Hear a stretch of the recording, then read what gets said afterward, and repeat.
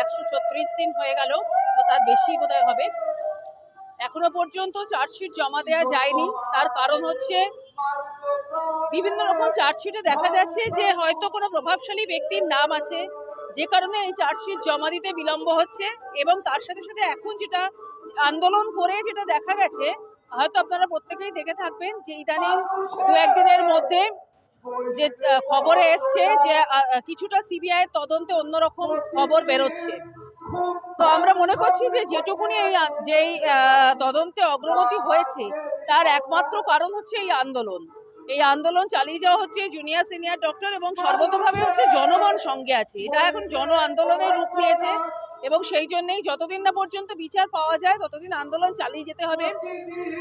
আমাদেরকে অনেক সময় অনেক লোক জিজ্ঞেস করছেন যে আমরা এই যে ব্যাচ পড়ছি আমরা কেন পড়ছি।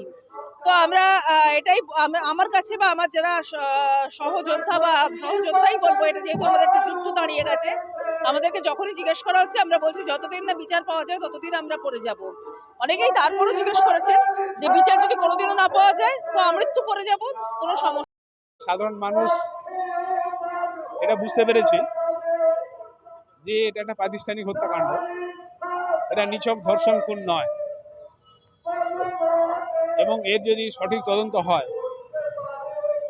তাহলে মুখ্যমন্ত্রী পর্যন্ত, কলকাতা পুলিশ কমিশনার পর্যন্ত, শুধু অভিজিৎ মণ্ডল বা সন্দীপ ঘোষ নয়, আরও বহুজন চলে আসবে। মুখ্যমন্ত্রী তো চাইবে না যে সেটা হোক, সঠিকটা সামনে আসুক। সেই কারণে উনি সিবিআই তদন্ত আটকাতে চেয়েছিলেন, যখন পারলেন না তখন সিবিআইকে ম্যানেজ করে নিয়েছেন।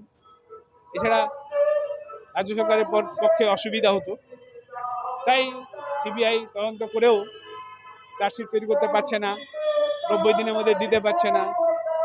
এবং এটা তো সিবিআইয়ের পশ্চিমবঙ্গের রাজনীতির ইতিহাসে, সাম্প্রতিক ইতিহাসে একটা ঘটনা নয়, অনেক ঘটনাই আছে।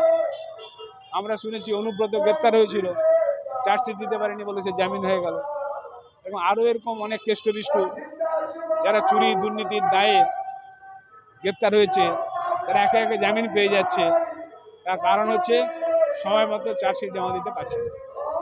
অর্থাৎ সিবিআইকে যে ম্যানেজ করা যায়, এটা মমতা বন্দ্যোপাধ্যায় একাধিকবার করে দেখিয়েছে।